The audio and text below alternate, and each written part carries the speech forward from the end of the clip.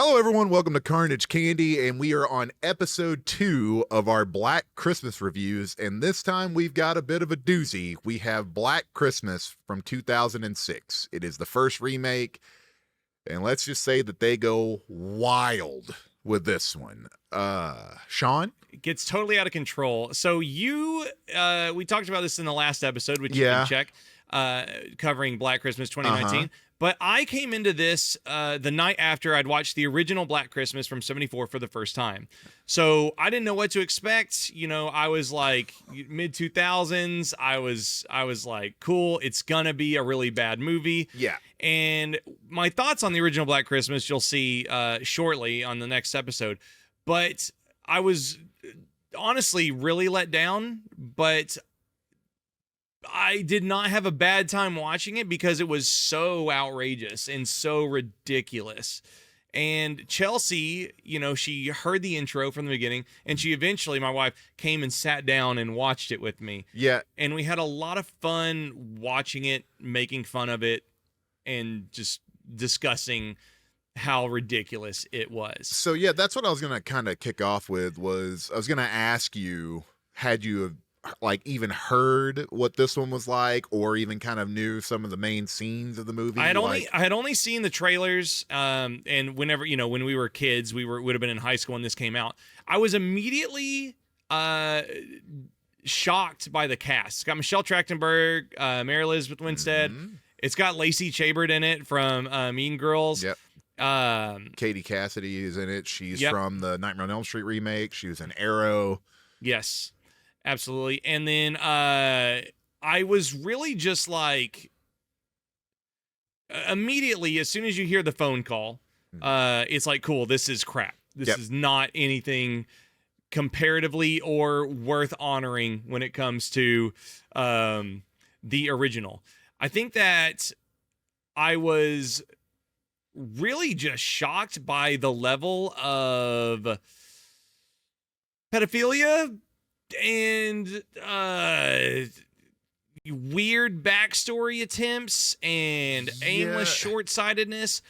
So I start watching, right? And I'm like, cool, they're building a backstory for Billy, who is the voice and the killer. He's the killer, from 1974. And then you start to realize it's like, this is not 1980. Nope. This isn't 1997. Nope. It's in the 2000s. This is 2006. So the killer has apparently been caught. And again, if I'm wrong or really confused, it's because of how the movie delivered it. So you can explain if I'm wrong on anything. So I'm watching it and I'm like, okay, so the killer was caught. Yes. But he's got like a really bad skin condition that turns him yellow. Like he has a liver condition from whenever he was born, and he had an abusive mother and a father who cared for him. Yeah, and if he is the original killer, he's now, even if he was like 20 in the original one, he's now 56 years old. No, because this one, I think it even says that, like, because they say that his father is a Vietnam vet. Okay. So he makes that comment whenever they come to kill him. He's like, I served in Vietnam. You think that scares me? That's true. So he's probably in like his 30s or 40s in this one. Okay. So. But it's still like the math is just a little weird to. Yeah, I mean, they're definitely coming at you with Billy is older, mainly because they want the town to have the, oh, you don't know who Billy is kind of like, ooh, he's spooky, and like this house is terrifying and what happened. Give it a little more history. Yeah, for sure. And it is the same house from 74? No, I don't think so. I think this is just supposed to be like, honestly, this is just a remake. Like, I don't think it's supposed to have any kind of affiliation with 74 besides the fact that it is Billy. Okay. But they were just building a backstory. Yeah, they were giving Billy a backstory in this one. They were doing like Rob Zombie's Halloween did and trying to make it to where like you understand more about Billy. Okay. So that's how bad it is, because coming off of 74 the night before, I thought it was saying that this was the same house of the events of the movie from 1970. If it is, then I've been mistaken since 2006. I was probably just confused, but I think that's a great testament to like how this movie was made and how it kind of sits. I hope you're right. And I'm like, oh my God, this movie got way worse. I'm really excited for the comments to roast one of us. Yeah, That's for sure. one of us is going to get the business. I'm sorry. But the crazy thing about this movie is that they take everything that's great in the original and they said, but what if we made it just gory? Yeah, I think it's like how do we take this? What else? Let's look at what else was coming around 2005 horror movies. Because I'd like to know, like, where was this pulling? Maybe a Saw and Hostel. Yeah, Hostel for sure. House of Wax is one of the first things I think of. Devil's Rejects. Yeah, Devil's Rejects. Just Amityville Horror. Yep. Boogeyman. Oh my God, Boogeyman. I completely forgot about that movie. Oh, we gotta watch that. Yeah, that's a good one. Let's see, The Cavern and the Cave. Curse, that Wes Craven piece of crap. We'll do a review on that one for sure. They'll already know what that one's gonna look like. Okay, The Descent. Okay, so this is an era of horror movies that I am thirsty to dive into with you, because it was one of the worst times for all horror. Yeah, because they were just gore. Yeah. And there wasn't much story behind it. It was just gore. Yeah. That, like, Hostel and Saw led that into this. And the remakes were back, right? Yeah. You had a couple of standouts like Amityville, and House of Wax is actually a pretty solid damn movie, in my opinion. But yeah, so it's fine. I think it's like this is kind of like part of the machine, right? Yeah. And it's probably why I never saw it, because like, okay, cool. They're just like everything, they're remaking horror movies from the 70s. But yeah, with the gore, and the way that, like, it's portraying the killer, and there's a sister side story. Oh yeah. It turns out, this is what I want to do. This is where I want to get. Sorry. Yeah. With Halloween, right? Especially Rob Zombie's Halloween. Yeah. It's really like what makes the original Black Christmas so terrifying is there's no backstory like Michael Myers. That's why he's scary. And well, I'll talk about this later on the next episode, but that original phone call from Black Christmas 74 is like, I think that's one of the scariest interactions in any horror movie ever. It is. And I didn't know what was going on, and throughout that movie they're talking about Billy, and he's mouthing like he's his mom, and he's obviously crazy, right? And in this movie they invest 30 minutes of runtime into backstory that doesn't make him scarier. No, it doesn't. It just makes you feel sad for Agnes, and then you find out that Agnes is a part of this whole thing later on too. So it's very weird. You have a brother-father killer, and then you have Agnes, who's running around eating people's eyeballs. Yeah, so there's this weird fixation of eyeballs in the movie. Yeah. So, you know, like Gray just said, Billy is the killer. His sister is also the killer, and that's kind of the twist, that there was two people the whole time running around the house. And they did kind of keep that from the original, right? There's somebody running around and they dwell here. Yep. You know? But yeah, the gore was so strange, and I was really excited to see who was going to survive, because my memory with 2006 is fuzzy, and it's like, cool, Mary Elizabeth is up and coming, Michelle Trachtenberg from Nickelodeon Eurotrip, kind of wandering around, and then Lacey Chabert is kind of peaking, right? And so I was like, who's going to be the lead? And like, it's really none of them. No, it's Katie Cassidy, and then a sister who shows up, who's like an older sister. Yeah, you get like a new character later on, and I was like, is she supposed to, again, I was like, was she supposed to be from the original movie? Because I'm so confused. There is one person from the original movie. Yes. And it's Barbara. Andrea Martin is her name. So yes. She's like I do believe she's the nerdy one in the original. I think so too. Yeah. And then she plays the sorority mother. Yeah, the den mother. Yeah, den mother, yes.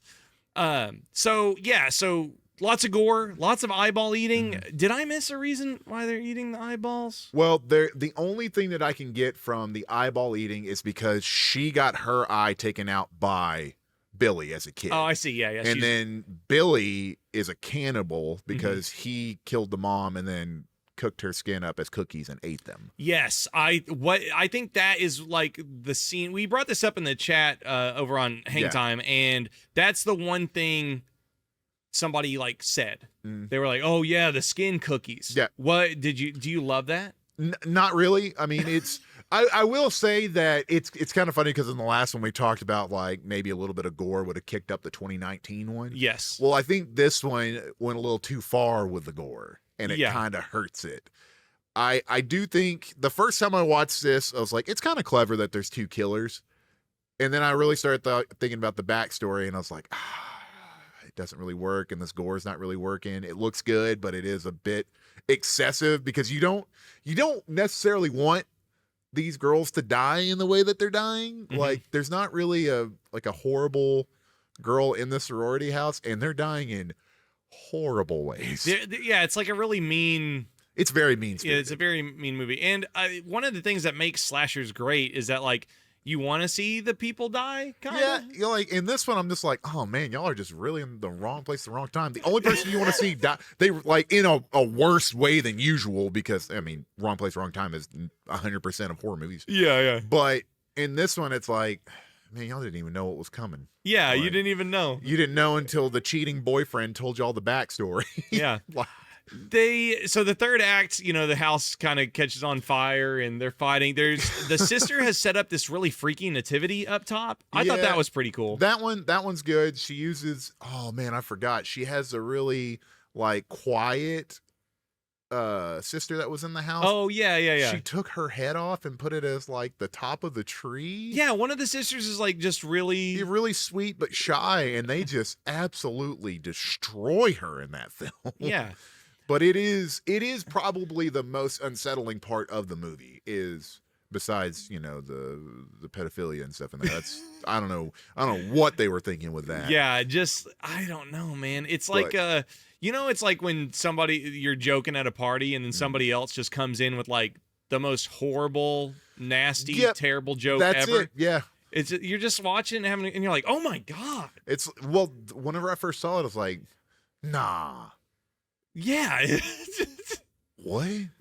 I was just like, "Oh my god, this is so heavy." Yeah, like, just out of nowhere. And it's called Black Christmas. It's a holiday slasher movie, and it's just like, oh, we're watching essay of a kid. And Yeah, it's very unsettling and very out of left field. Yeah, I think again, it's just I gotta talk to like a therapist or like some kind of it'd be really interesting to talk to like a social psychologist about why horror there's gotta be an expert but why horror in the mid 2000s was just like in your face for no reason. I know that I've seen a lot of people say that the reason why they think that it was that way was because of the political climate and what was happening in the world at the time. Post 9/11 America. Yes, and that's what a lot to do. Yeah, and that's what a lot of people were doing. It was a lot of like in your face gore that kind of like I guess take people's mind off of it or something like that. But a lot of people do claim that that's the reason why it was that way. Yeah.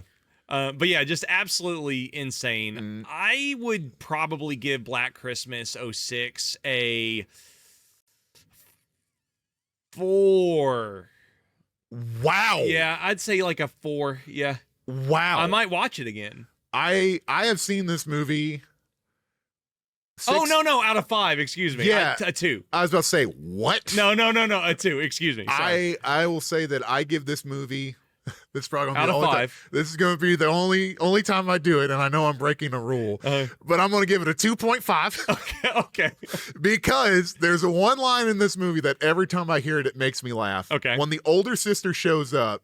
The older sorority sister. Yeah, she shows up to meet her other sister. She's the one that lasts all the way till the end of the movie. Uh-huh. She's doing this whole spiel, and she's like very aggressive while she's doing it. She's kind of like a jerk. And Lacey Chabert, is that how you say her last name? Out of nowhere, she's standing behind them. She gets in front of all the other sorority sisters and she goes, "I love your coat." For no reason. Just says it. Just says, "I love your coat." Yeah. And I laugh every single time that happens. And that's why I give it the 0.5 for all that right. one thing. I will say this might make it into like late holiday rotation. If I've like, you know, it's one of those. Yeah. It's like, cool. There's no interesting or dumb Netflix movies to watch. I'm just going to toss it on. I would, This I would recommend watching over the 2019 one. For I sure. will give you that one because at least you can kind of laugh at it. But there is stuff that I'll be like, there's a lot of trigger warnings in this one, so you need to be careful. Yeah. There's eyeballs coming out. There's a lot of other stuff going on that you just need to be prepared for. Yeah. But yeah, I think it's a Christmas movie. But on the next video, we'll be covering Black Christmas 1974, and we just covered Black Christmas 2019, which is a little bit different, and you can look at that right here, and you should go click it. But if you love Carnage candy and horror content, make sure to go to patreon.com/hangtime and support our endeavors here. And you guys have a spectacular holiday. Way to end that one. Thanks, brother.